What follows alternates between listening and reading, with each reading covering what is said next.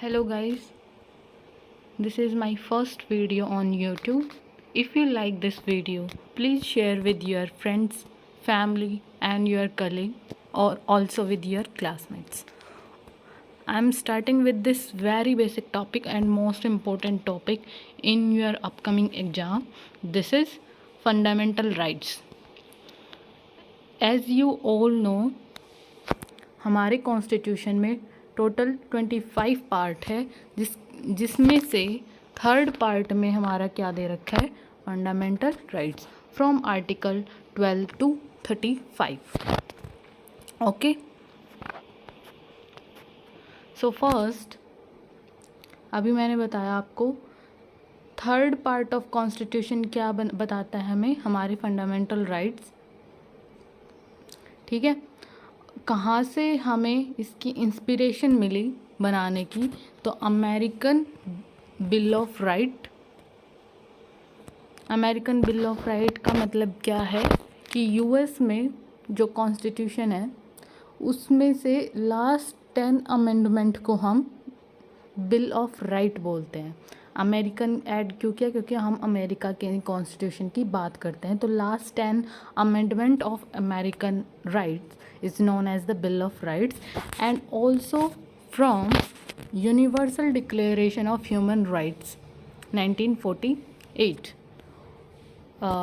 Okay, जो fundamental right है वो क्या इंश्योर करता है, हमारी liberty, equality and dignity. Okay, next one is enforceable by the court under the article 32. जो हमारा कॉन्स्टिट्यूशनल राइट है, फंडामेंटल राइट है 32, वो क्या बताता है, राइट टू कॉन्स्टिट्यूशनल रेमेडीज़. ये हम आगे पढ़ेंगे होता क्या है. यहाँ में हम बता सकते हैं क्या, इन्फोर्सिएबल बाय कोर्ट, कोर्ट के थ्रू हम इसको इन्फोर्स कर सकते हैं क्या, कॉन्स्टिट्यूशनल रेमेडी के लिए. ठीक है, किस किस चीज़ की रेमेडी वो हम पढ़ेंगे डिटेल में आगे जाके. So salient feature of fundamental rights, first is justiciable in nature. justiciable का मतलब क्या है, इसमें लिख रखा है enforceable by court. अभी हमने आर्टिकल 32 के बारे में पढ़ा, क्या है वो, इन कॉन्स्टिट्यूशनल रेमेडी की बात करते हैं.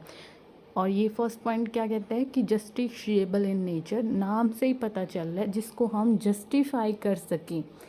कैसे जस्टिफाई करेंगे, by the help of court.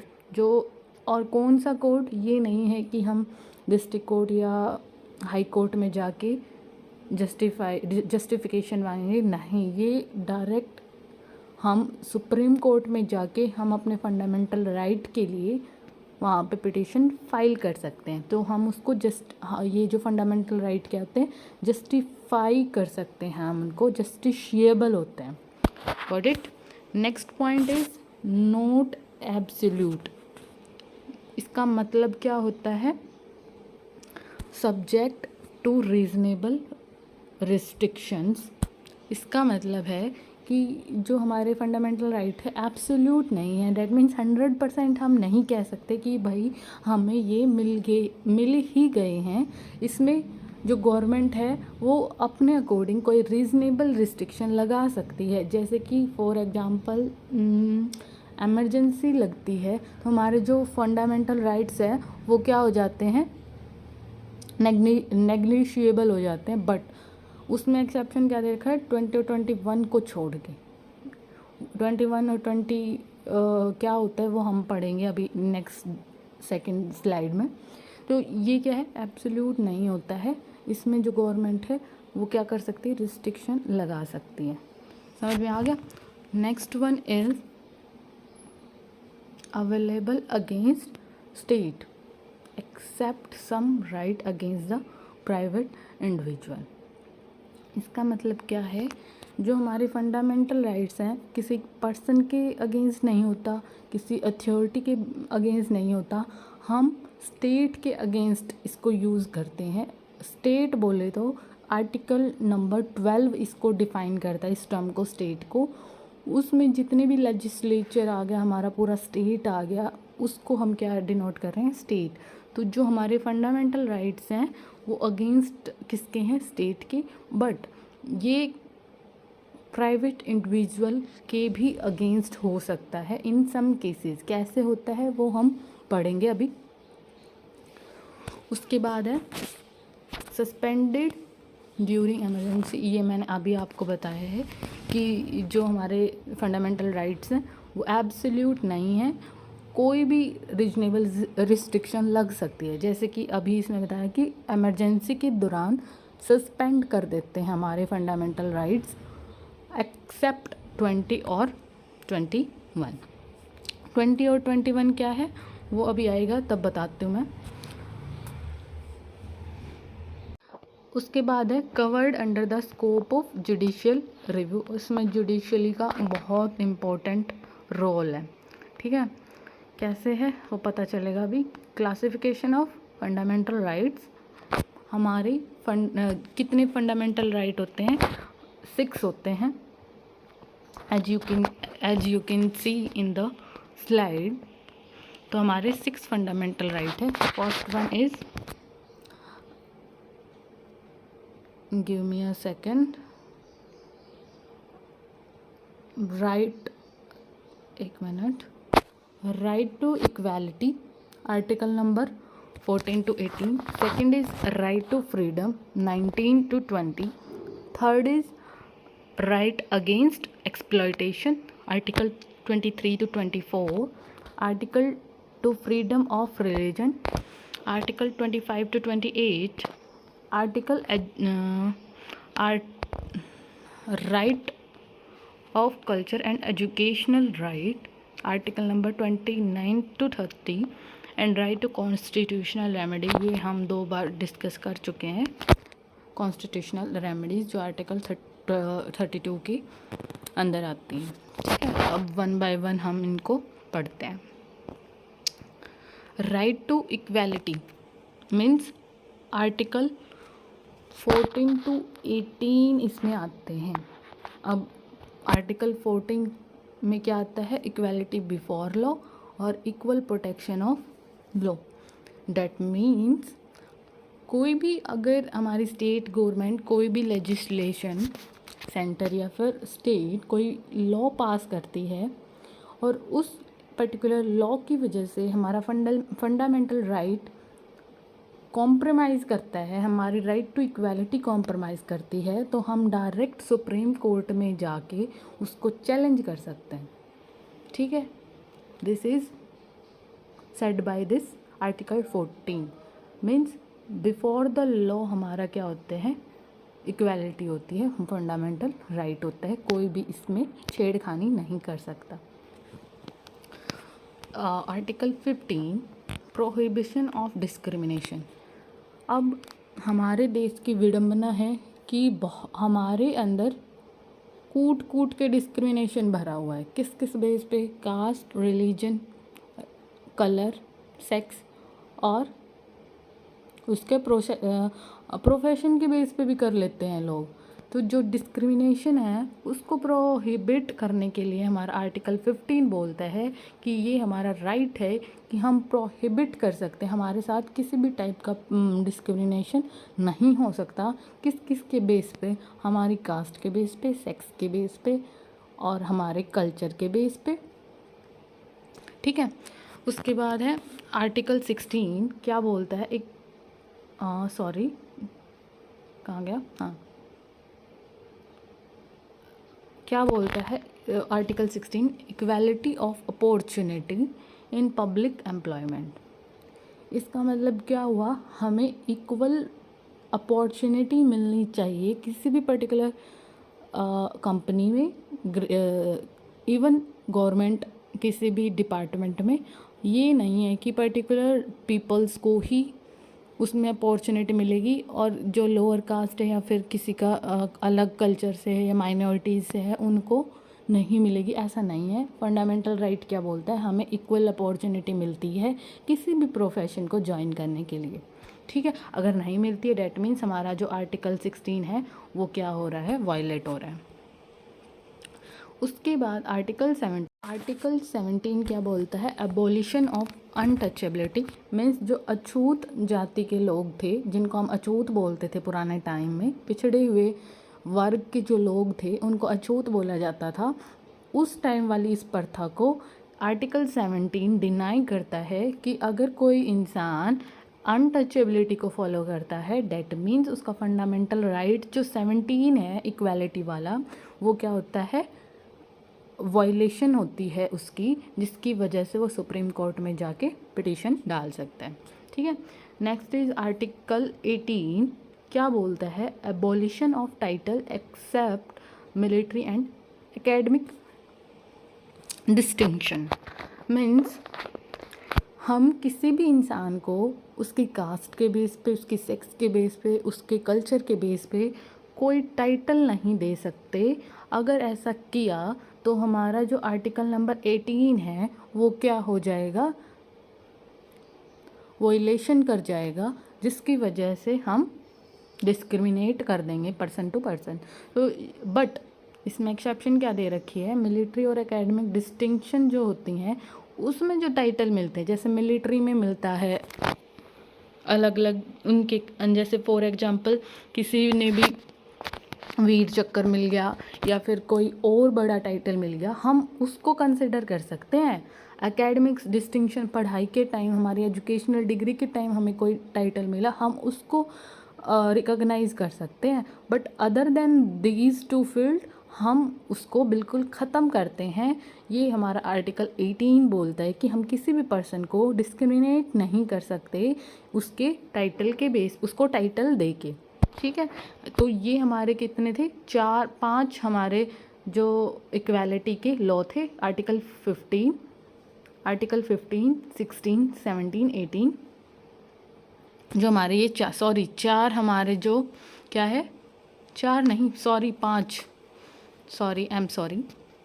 Article number जो 14 to 18 है हमारे राइट टू इक्वालिटी, वो क्या कहता है, हमें इक्वालिटी मिलनी चाहिए किस किस फील्ड में, बिफोर लॉ, डिस्क्रिमिनेशन नहीं होना चाहिए, इक्वल अपॉर्चुनिटी मिलनी चाहिए, अनटचेबिलिटी को ख़त्म करना है, टाइटल नहीं देने चाहिए। ये तो हमारा हो गया right to equality. Next is right to freedom, article 19 to 22।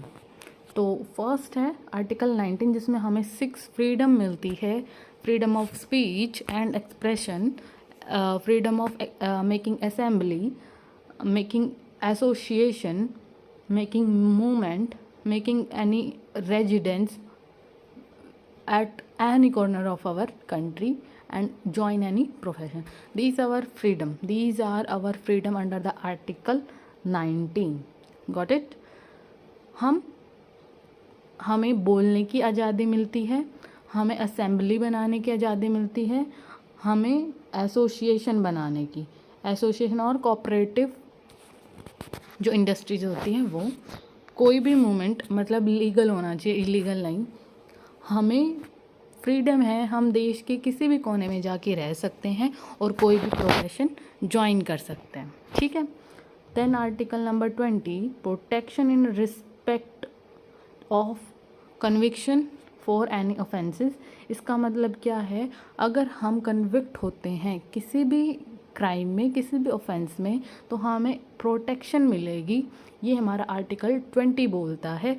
ये नहीं है कि हमें इतनी फ्रीडम नहीं मिले कि हम अपने पेरेंट्स को, हमारी फैमिली वाले को कांटेक्ट करके बता सके कि ऐसे पुलिस वालों ने पकड़ लिया है या फिर ऐसे ऐसे आप आ जाओ। ऐसा नहीं होता कि पुलिस वाले आपको कांटेक्ट नहीं करने देंगे। अगर वो ऐसा करते हैं तो हमारा आर्टिकल नंबर 20 क्या करता है, वायलेशन हो जाता है, वायलेशन ऑफ आर्टिकल नंबर 20 की हो जाता है, जिसकी वजह से हम सुप्रीम कोर्ट से हेल्प मांग सकते हैं।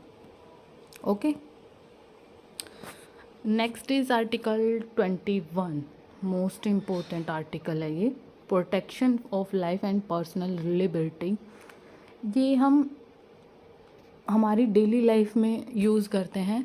मीन्स हमारे पास पर्सनल लिबर्टी होती है या हमारी लाइफ प्रोटेक्टेड होती है किस आर्टिकल के अंडर, आर्टिकल 21 के। अगर कोई हमारी लाइफ को खतरा होता है या हमारी कोई पर्सनल लिबर्टी को हिंडर करता है, इसका मतलब हमारा 21 आर्टिकल क्या हो गया, हिंडर कर गया या फिर वायलेट कर गया, जिसकी वजह से हमारा जो फंडामेंटल राइट है वो डिस्टर्ब हो गया।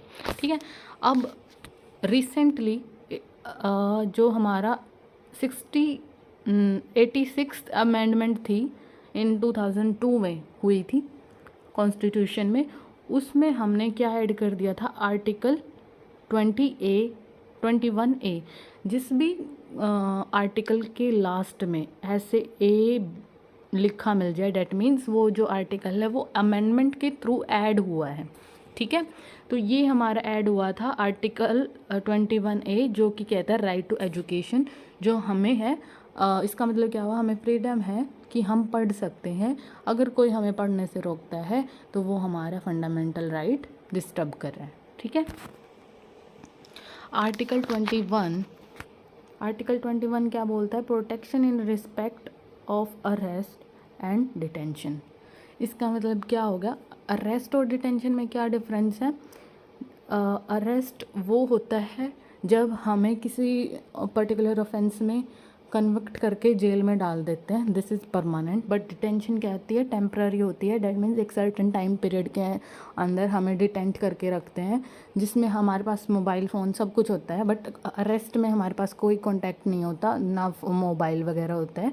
तो basically protection in respect to arrest, अगर हमें डिटेन कर लिया है या फिर अरेस्ट कर लिया है, उसमें हमें प्रोटेक्शन मिलती है। डैट मीन्स हमारा राइट है कि 24 आवर्स के अंदर हमें मजिस्ट्रेट्स के सामने पेश किया जाए और आगे की कार्रवाई करी जाए और बताया जाए कि हमारे अगेंस्ट कौन से आर्टिकल, कौन सी धाराएं लगाई गई हैं।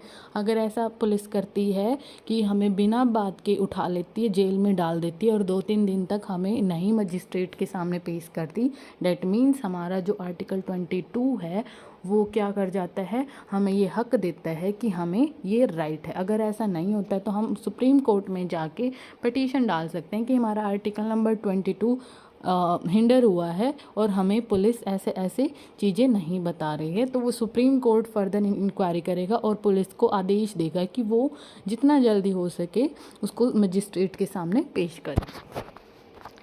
ओके, अब जो बाकी के फंडामेंटल राइट्स हैं एक बार वो और देख लेते हैं।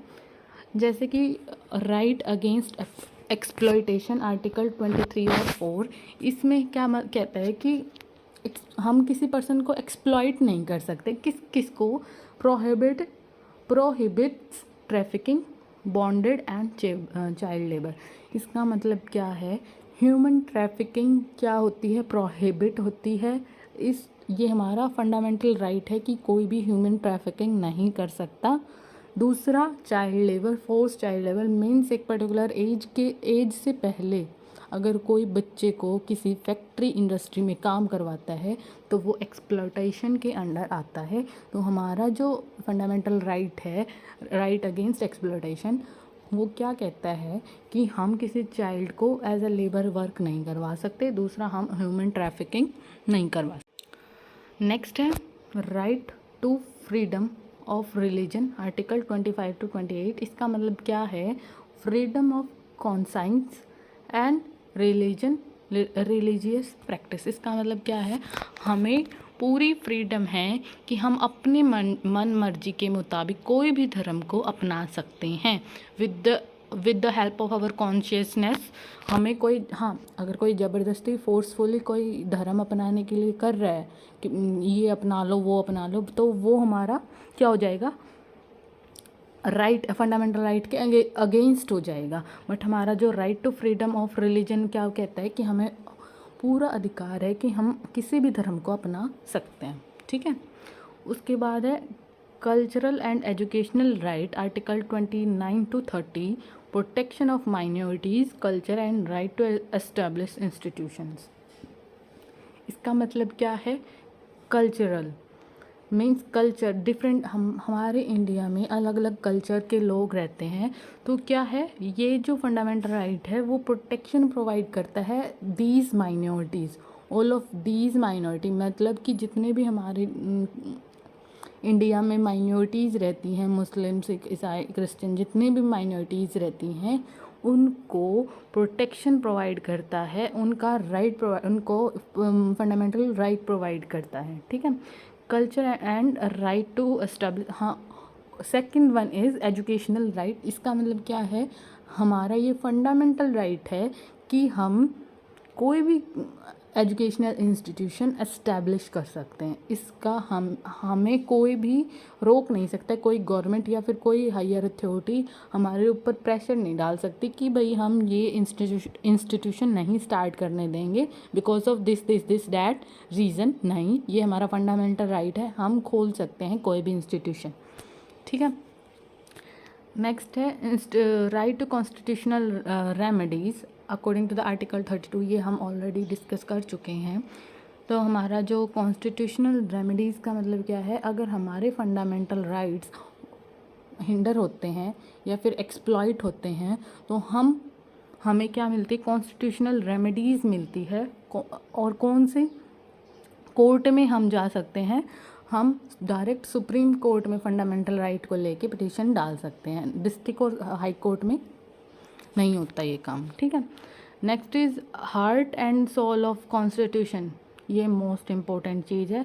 किसको हम हार्ट और सोल ऑफ कॉन्स्टिट्यूशन बोलते हैं, डॉक्टर भीमराव अंबेडकर, ओके। उसके बाद है अब फंडामेंटल राइट्स की कुछ क्रिटिसिज्म भी है, क्योंकि हमने पढ़ा कि ये एब्सोल्यूट नहीं होते, कुछ ना कुछ लूप होल तो हर जगह होता है। तो हमारे फंडामेंटल राइट के लूप होल कौन से हैं, अभी मैंने बताया।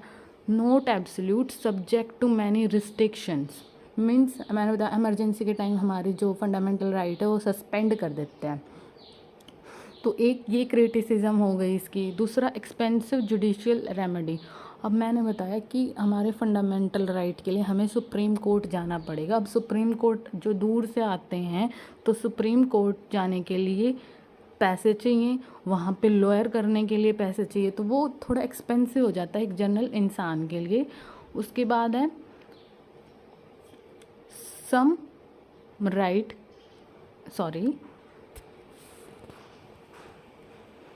सम right confined to citizen only, example article 19।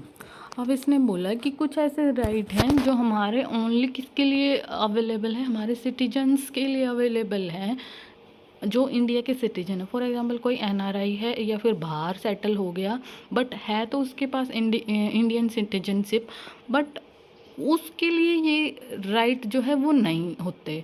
तो इसमें ये भी एक बड़ी दुर्भाग्य की बात है कि कुछ जो आर्टिकल है वो सिर्फ सिटीजन के लिए ही होते हैं, ठीक है। Again suspension of right during emergency except article 20 और 21, ये तो मैंने अभी बता दिया आपको। दूसरा social and economic rights left over added later on DPSPs। इसका मतलब क्या है, फंडामेंटल राइट ने हमारे राइट्स तो बता दिए बट उसमें सोशल पर्सपेक्टिव एंड इकोनॉमिक जो राइट थे वो नहीं दिए, सोशल और इकोनॉमिक जो राइट थे वो नहीं दिए। बट जो DPSP आया बाद में, DPSP मतलब directive principle of state policy जो आया, उसमें हमारे सोशल और इकोनॉमिक राइट ऐड किए गए, ठीक है। उसके बाद हमें क्या सीखने को मिला इससे, fundamental rights are essential for individual liberty and democracy. बहुत इम्पोर्टेंट है हमारे फंडामेंटल, हमारी डेली लाइफ के लिए, हमारे इंडिविजुअल लिबर्टी के लिए और एक पर्टिकुलर डेमोक्रेसी के लिए। अब सपोज़ करो हम पुराने टाइम में होते और हमारे पास, हम किसी पिछड़े वर्ग से होते और हमें ये राइट नहीं होता कि हम वोट डाल सकें, ये राइट भी बड़े लोगों के पास होता, उच्च वर्ग के जो लोग हैं उनके ही पास होता, तो हमारी जो डेमोक्रेसी है वो कॉम्प्रोमाइज़्ड हो जाती, हम उसमें पार्टिसिपेट नहीं कर पाते। तो जो फंडामेंटल राइट्स हमें मिले हैं उससे हमें सारे ही, ये मान लो लिबर्टी मिल गई और डेमोक्रेसी में हेल्प हुई है। They provide checks on arbitrator power of the state. Again ये क्या है, हमें स्टेट को भी और पर्टिकुलर इंसान को भी क्या है, पावर प्रोवाइड करता है supplemented by DPSP fundamental duties. इसके बाद हमारे क्या आए थे, डीपीएसपी एंड फंडामेंटल ड्यूटीज़, वो भी सिमिलर ही है, मतलब इसके जो फंडामेंटल राइट्स है उसके सप्लीमेंट्स ही जो डीपीएसपी और फंडामेंटल ड्यूटीज़ है वो क्या है, हम अगली सीरीज़ में पढ़ेंगे, ठीक है। उसके बाद है evolving through judicial interpretation amendment. Again judicial का बहुत इम्पोर्टेंट रोल है हमारे फंडामेंटल राइट्स के लिए, ठीक है। हम ये नहीं, हमारे कॉन्स्टिट्यूशन में मेंशन है, बट मेंशन होने से क्या होता है, अगर कोई एक्सप्लॉइट करता है किसी भी फंडामेंटल राइट को, उसको पर्टिकुलर हमें सेफ गार्ड तो चाहिए। जो हमारा जुडिशियल सिस्टम है वो हमें क्या करता है, सेफ गार्ड करता है, okay. Remain the corner stone of the Indian constitutional democracy. So this is the all about fundamental rights. If you have any query and have any suggestion regarding these series, please comment in the comment section, and also like, share and subscribe my YouTube channel. आप लोगों की वजह से ही मैं आगे continue रख पाऊँगी, otherwise ये यहीं पे स्टॉप हो जाएगी वीडियो बनाना। सो प्लीज़, अगर आपको समझ में आया, कोई मेरी मिस्टेक लगी हो, प्लीज़ कमेंट बॉक्स में हम मेरे को सजेशन देना। So thank you everyone.